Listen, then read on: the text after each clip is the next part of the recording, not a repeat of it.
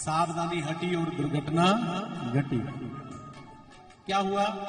एक दिन भगवान का भजन कर रहे थे तो सामने एक दृश्य देखा कि एक गर्भवती हिरनी गंडकी नदी में जल पीने के लिए आई। गर्भवती थी, प्रसव की पीड़ा को सह रही थी और इतनी ही देर में एक सिंह ने, एक शेर ने दहाड़ मारी। उसकी दहाड़ को सुनकर के बेचारी डर गई और जैसे तैसे अपने नवजात शिशु को जन्म दिया। शिशु को जन्म देने के बाद वो शिशु जैसे ही पृथ्वी पर गिरा और उतनी ही देर में महाराज वह उसी गंडकी नदी में बह गई और गोविंदाय नमः हो गया। अब ये सारी की सारी दृश्यों को देख रहे थे कौन? महाराज महाराज भाग करके गए और उस नवजात हिरण के बच्चे को उठा करके अपने आश्रम में ले आए।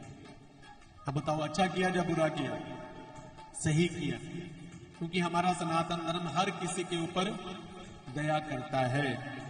हम सनातनी महाराज वृक्षों की भी पूजा करते हैं, हम पशुओं की भी पूजा करते हैं, हम पक्षियों की भी पूजा करते हैं, हम महाराज चींटियों की भी पूजा करते हैं, हम सांप की भी पूजा करते हैं, हम जल के जितने जीव हैं उनकी भी पूजा करते हैं।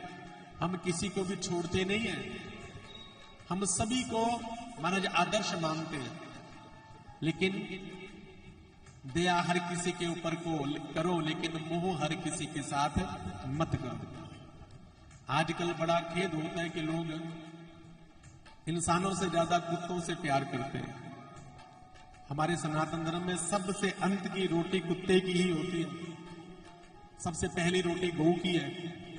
अभी थोड़े दिन पहले एक मुझे फोन आया था, हमारे तलवाड़ा साइड में कुछ हमारे भाई बंधु हैं, वो नाम तो उनका मैं भूल गया।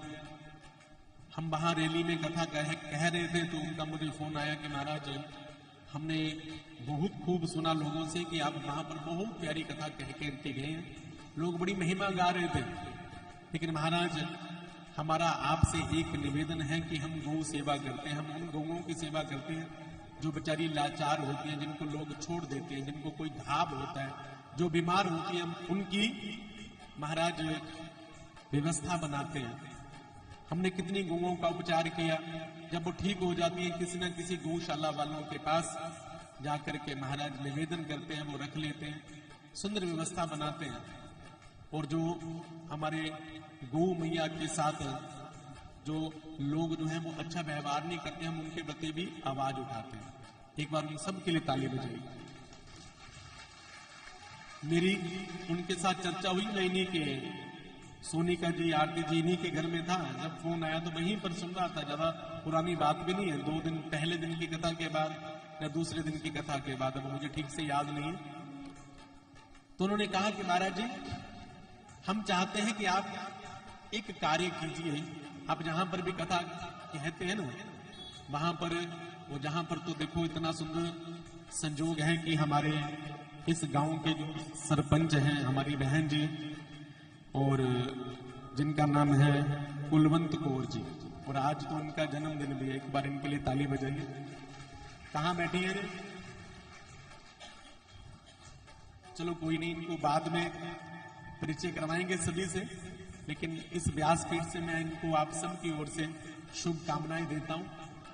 और उन्होंने मुझे एक बहुत सुंदर उपाय बताया कि हमारे घर में, हमारे सनातन धर्म में सबसे पहली रोटी किसकी होती है? गौ की।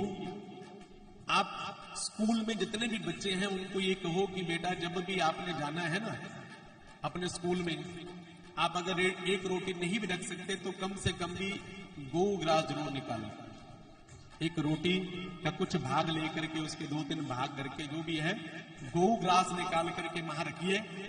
और गौ ग्रास रखने के बाद जब सभी विद्यार्थियों का गौ ग्रास होगा तो उसको वहां से लेकर के महाराज गौ मैया तक पहुंचाया जाए। तो मुझे बड़ी सुंदर व्यवस्था लगी। और मैं जितने भी शिक्षक हैं, अध्यापक हैं, जितने भी बच्चे हैं, मैं उन सबसे निवेदन करूंगा कृपया ये व्यवस्था अपने स्कूल में जरूर बनाइए। हमारे सनातन धर्म में हर किसी के प्रति, अब दूसरी रोटी कौए के लिए होती है,